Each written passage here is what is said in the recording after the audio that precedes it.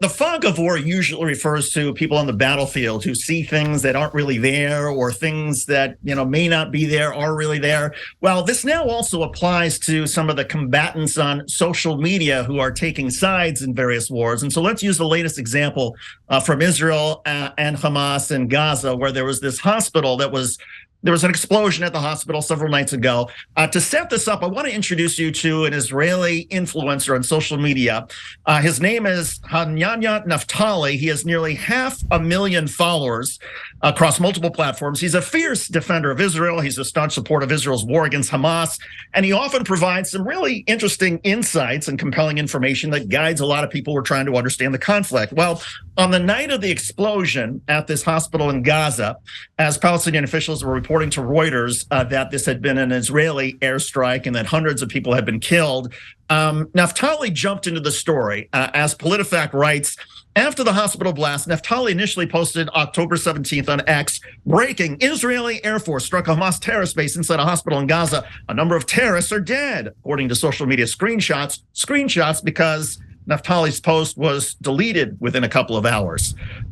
Before it was deleted, though, the post went viral, and it was used by a number of journalists and a lot of people over the internet to say, aha, Israel is confirming this. There's a guy who was a spokesperson for the Israeli Defense Forces who was confirming this was an attack on terrorists. Except that even though this Naftali guy is a member of the Israeli military, he wasn't a spokesperson for the IDF. He was simply trying to defend what might have happened. And he was proud, of course, that they're going after terrorists. Well, the misinformation, of course, started to get really sort of confusing, because within a couple of hours, Israel was silent, but then Israel started putting out information saying, no, wait a second, we don't think we did this. We think that there's a chance that maybe this was a misfire from a Hamas rocket. And then you're sort of off to the races and the battle intensifies. There had been headlines by the New York Times that said, that blamed Israel for the deaths of 500. They had to sort of change those headlines. And it has all made sort of for a very confusing set of circumstances for a lot of people who aren't sure what to believe. But the point in all of this, Cenk, is that there's so much speed now with which we are looking for information that we can get information from social media. But a lot of the most influential people who are on social media don't necessarily, well, in fact, a lot of the times don't have access to facts. They're simply providing instant analysis to defend whatever may be reported without really knowing what they're talking about. And in this particular case, this one Israeli blogger who realized, God, I need to take this down because I'm essentially inflaming tensions all across the Middle East. In his rush to defend Israel, he convinced a lot of people that Israel was confirming that they were responsible for the terror attack, for the hospital attack, when Israel just a few hours later was saying, no, we're going to show you some evidence that suggests this actually came from a Palestinian militant group aligned with Iran known as Islamic Jihad. Yeah, so this has two interesting issues. So first, let me give you another example, and then we'll discuss how do we all sort this out. So Channel 4 in the UK just did a really interesting video showing that when Israel said that the sound of the missile proved that it came from inside Gaza, that's in their analysis not true, and that it came from Israel instead. Now, I don't even know if that's right? And Channel 4 is a very reputable news source in the UK, and they broke down two different pieces of audio. One that seems like it's clearly correct from their analysis is some of you might have heard online that the Hamas guys talking about, oh, it was us, that was an accident, oops, right? And I was super skeptical about that one because that smelled like propaganda 101. And Channel 4 went to experts who broke it down and said, no, those are two different voices edited together, etc. That one seems almost entirely phony. The reason that I give you guys those examples is because you probably saw those too somewhere in social media. And you coming from all sides, both sides, all sides, every side, right? So how in the hell are you supposed to figure it out? So let me suggest a couple of things. First, don't take rando's word for it, right? You see something on Twitter and it's not from a major legitimate news source. And I got my problems with mainstream media for sure. But in moments like this, they try a little harder. They don't always get it right either, by the way, right? Because of fog of war, etc. But Bob down the street he definitely doesn't know better. Okay, so please, I mean, this is true of everything, but especially in a war situation, and especially when both sides are trying to do propaganda, be extra careful about Bob from Facebook, okay? And I say this mainly to, look, no, it's true. Both sides get confused by it. I know for the right wing, the conspiracy theories and the COVID stuff, I mean, they love Bob from Facebook. They think Bob from Facebook is like way smarter than all the scientists and all the doctors in the world combined. But this one is a universal problem. A lot of the left also goes with wrong theories here.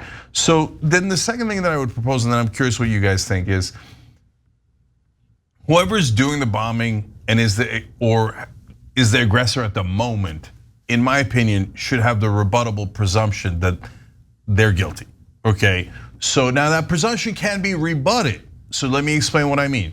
So when Hamas, and we'll do both sides, Hamas attacks Israel and they kill a bunch of people, including a bunch of babies, right? And then the propaganda goes out there that the babies were decapitated. Now, again, that one is so over the top that my radar went off like, are we sure about that? But even for a minute, I thought it was true, okay? And so now we never reported that on air because it was so over the top, and it turns out that it wasn't true. But by the way, though, there were instances of people trying to decapitate grown-ups, and that goes to my point, which is Hamas, if you go and kill babies, you don't get to complain that they're doing propaganda about the decapitated babies. Our presumption is that you did it until we can prove you didn't do it, okay? So, but that also applies to the idea of when they drop 6,000 bombs on Gaza. When they say, well, the 6,001st bomb wasn't us. I'm sorry, but my presumption is that it was. Now it can be rebutted, and in the hospital case, we're still not entirely sure, but I can see a window where it gets rebutted. But that's why it's on you to be extra careful when you're the one doing the attacking, even if it's a counterattack. So that's my sense of it, that's my thoughts on it. Jordan, what do you think? Yeah, well, there's a couple factors here. So on the social media front, I think David's right. It is a mess, and this is talking to reporters, talking to misinformation experts all week. They reiterated to me just how bad of a week this was, and how, especially on Twitter, because that was such a primary source of news for people. You had I wouldn't say perfect system, but you had a system where you could at least just visually see, okay, maybe this person might be a little bit more trustworthy than someone else on this website. That has been replaced with someone who possesses $8. I don't think that's the best arbiter of who's telling the truth or who's accurate or responsible, but that's where we're living now. And because those people have $8, what they post gets promoted to more people. It's pathetic, and it creates a environment that is ripe for misinformation. On the other part, so Cenk mentioned the Channel 4 segment. I thought that was really good. They also pointed out that in Israel's evidence presentation, they cited 2 different locations of this, quote, failed missile launch site. It obviously cannot be both. Al Jazeera did one, but more recently today, University of London's Forensic Architecture, which is an independent research entity, let's say, housed at the University of London, released findings that, quote, cast significant doubt on the IDF's claims of the Palestinian rocket fired from somewhere within Gaza.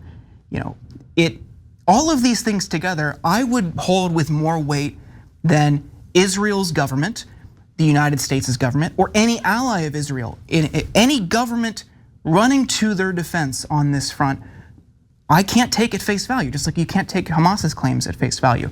But now that we have reporting a few days later, Israel's initial claims don't seem to add up. Moreover, like Cenk said, this is the same military, this is the same country that has dropped several thousand bombs on Gaza, including one 3 days prior on that same hospital on its cancer ward. So the idea that it is just like totally out of character that Israel would not bomb this hospital is refuted by 3 days prior bombing that same hospital, followed by a day later bombing a church. We have seen what they have done. I think 20 or so hospitals have been hit by Israeli strikes. It doesn't matter if they weren't intentional, they're still doing it. So the burden of proof is like you're saying, Cenk, it's on them to prove that they didn't do it. Not on Hamas, not on Gaza, not on Palestinians to prove that somehow this failed rocket that doesn't really have any concrete evidence proving that's what it was, that this occurred. I can't believe people are taking any government in this moment at its word.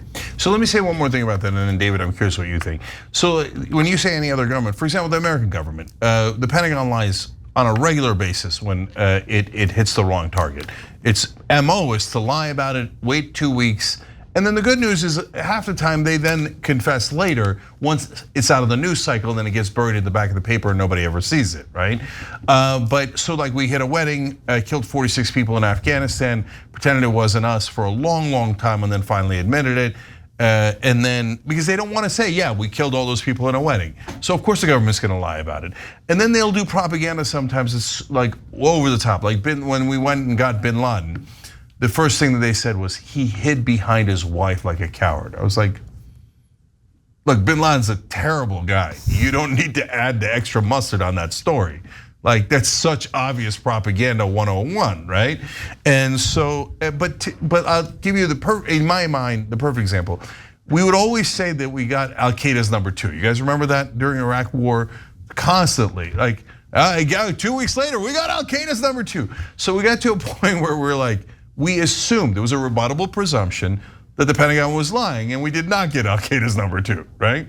And then like one time out of like the 27 times they said it, we figured out a couple of weeks later, oh my God, that was the #2. But when you're the boy who cried wolf, you get the rebuttable presumption, brother.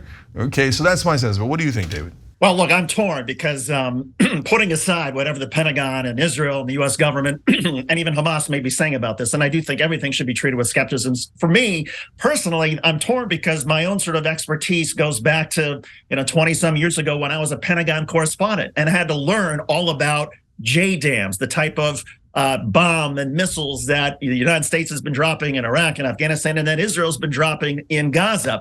And I know from my own experience of precision guided munitions and even the dummy bombs that they don't give off the same sort of heat, the same sort of charring effect that a rocket would that is filled with rocket fuel that crashes before it hits its target. So I look at this and I see all of the, the charred, I don't see the crater that that bombs usually create. And I think, oh, in my mind, it does make more sense that this is a failed rocket. There's a lot of rockets that Islamic Jihad and Hamas are launching at Israel, and there's something like 20% of the Islamic Jihad rockets never reach their target. Well, what happens to them? Is it possible that they're loaded with fuel and they crash before they hit their target, or they're knocked down somehow and then they crash into a parking lot? And oh, by the way, social media initially said it was the hospital that had been hit.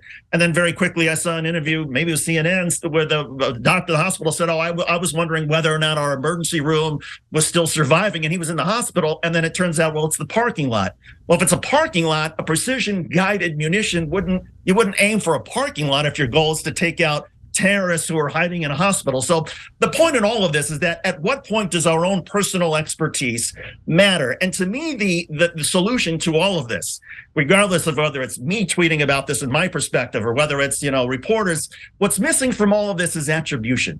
If somebody would have attributed from the beginning, if Reuters had said from the beginning, Palestinian authorities say this was an Israeli airstrike and 500 people were killed, then I'm thinking, okay, well, I can believe Palestinian authorities. Wonder what the Israelis think. When Israel says Israeli intelligence, well, I can choose to believe what I want about Israeli intelligence. What is Hamas saying? What is Islamic Jihad saying?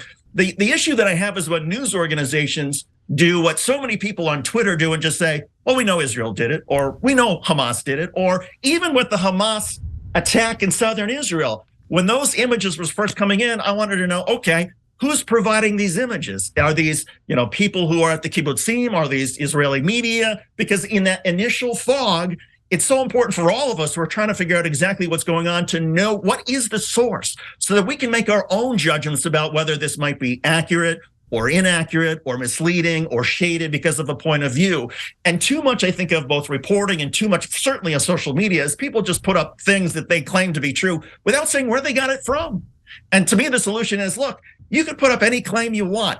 I want to know from the Israelis, they put up these, two, Arabic voices. Okay, do more. I want you to take those audio and share it with independent media so independent media can judge whether this really was an intercept of Hamas terrorists, or could it be there was something that, maybe Israel was fiddling around with. I mean, to me, the more information, the more transparency, the closer we get to the truth. But social media seems designed to not give any transparency, to just give everybody an opinion. And just because you have a platform doesn't mean you should speak into that platform and offer your opinion or your analysis of whether something is good or bad or factual or not.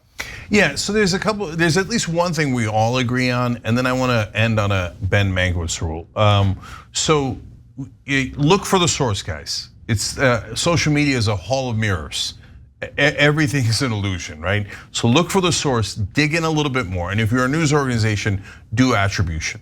And try to do what I think we try to do all the time, even if we think, look, the Pentagon says it's the #2 guy in Al-Qaeda.